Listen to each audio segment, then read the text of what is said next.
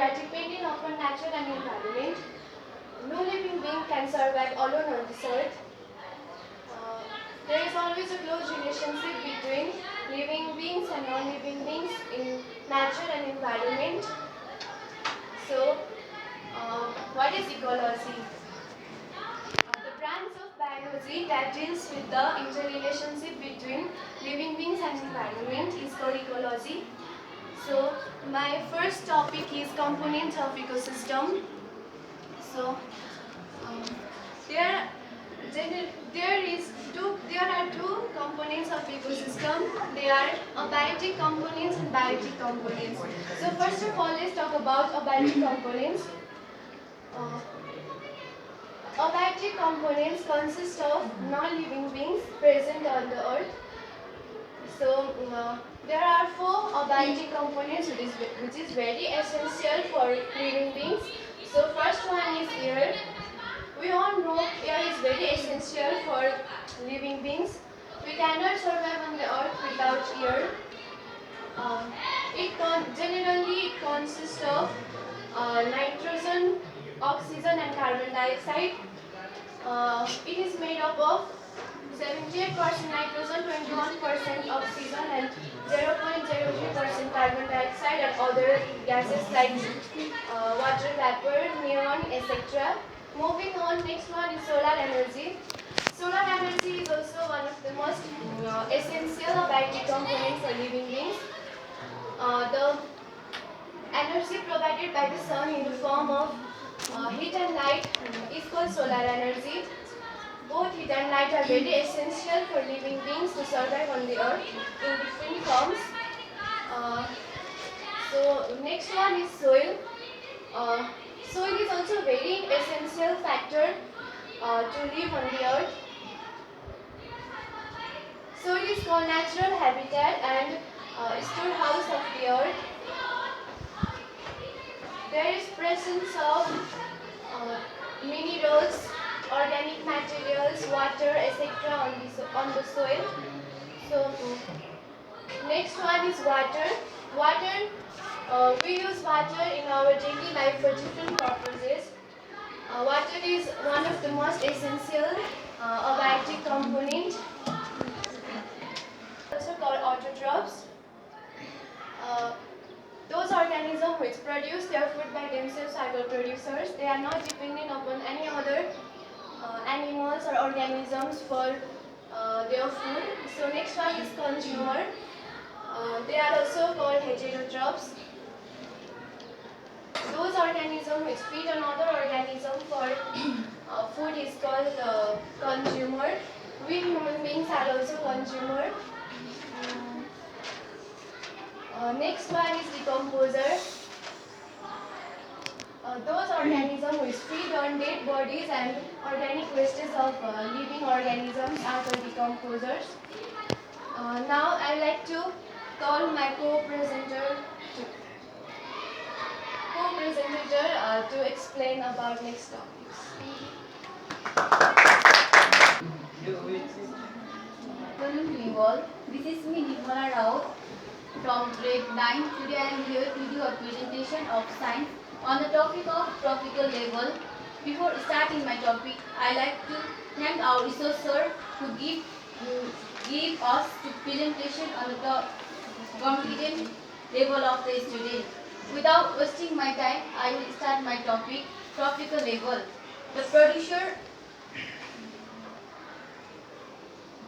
arrangement is called tropical structure and the position that occur in such arrangement is called tropical level.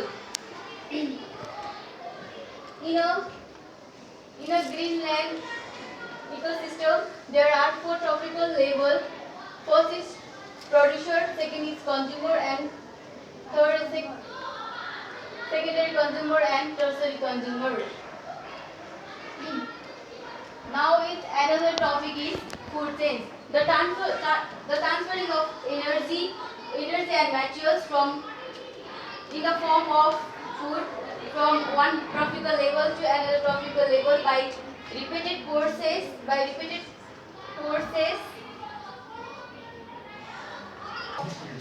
food chains interconnected at various trophical levels. Now, relationship between plants and animals. There are two types of relations between plants and animals. One is heterotrophs and next is autotrophs. Autotrophs are those organisms who can make their food for themselves. It's called autotrophs. But there is next one is heterotrophs are those organisms who cannot make their food by themselves and dependent from autotrophs. On the basis of nature of food, heterotrophs also divided into three types: holozoic, sacrifice, and parasites. On the basis of nature of food, holozoic are also divided into three types: herbivorous, carnivorous, and omnivorous. Herbivorous are those organs who directly feed on plants. For example, cow, elephant. And carnivorous are those organs who depend from herbivorous. For example, frog, fox, etc. Omnivorous are those organisms who depend from both herbivorous and omnivorous. Now anyone, any question or not? Yes, Vanessa? What do you mean by food chain? Oh, food chains means food chains is the network of food interconnected at various trophical level. For example, for example, tree eaten by the deer and deer eaten by the lion. Another example is grass eaten by the rabbit and rabbit eaten by the lion. Next example is that grass eaten by the mouse and mouse eaten by the snake eaten by the eagle. So this is called a food web. Thank you. Anyone question or not? Yes, now I would like to call my next friends to explain about ecosystem. Thank you.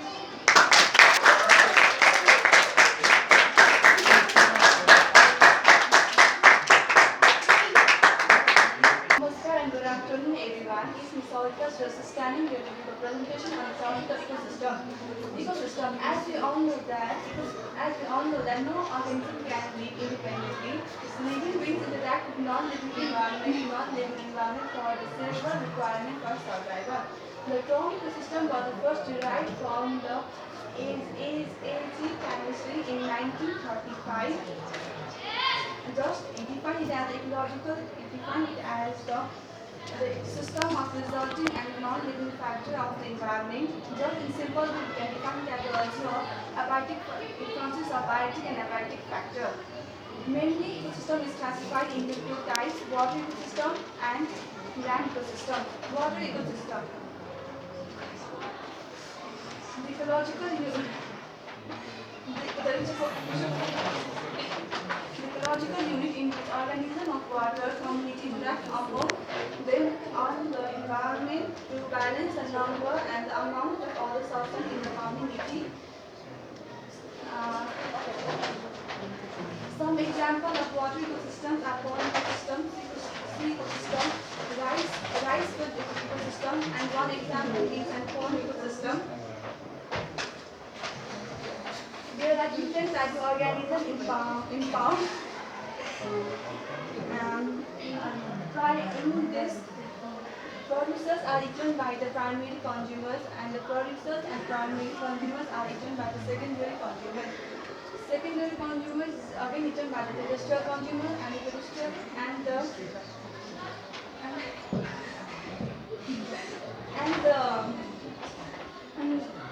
when the animal and plants are died, when the animal and plants are died, their dead bodies are decomposed.